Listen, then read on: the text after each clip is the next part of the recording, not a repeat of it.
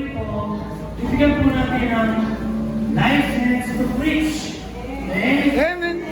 This is certified that Luisito Gonzalez Mestre has been found faithful and dedicated in Christian service and is hereby granted a license to preach the gospel of our Lord and Yeshua Christ as a lay minister under the authority and the fellowship of Great Shepherd Baptist Church and Ministries.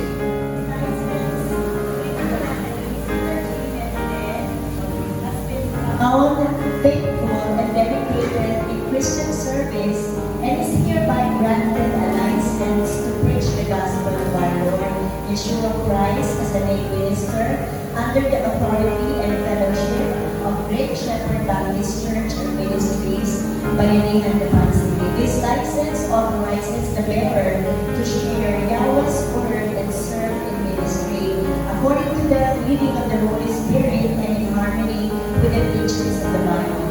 In March 16, go into all the world and preach the gospel to every creature.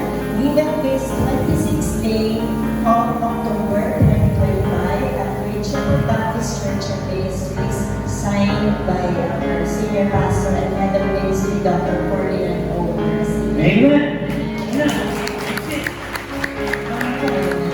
So ano po, konting explanation lang po, hindi po siya assistant pastor, hindi po siya deacon sa oras na to, hindi po siya nari, kundi siya po ay preacher, siya po ay binibigyan po natin ng authority to preach at he can also be invited to other churches as speaker po who is authorized to preach the gospel. And Mr.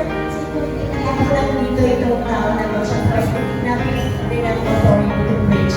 And we will be praying for other men in our church, Brother William, Dave, and Brother Mark. Si Kuya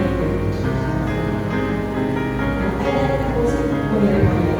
Ayan, so explain po natin. So we are authorized to meet as a church and please preacher and please a license to preach. Meron po kami yung sasabihin.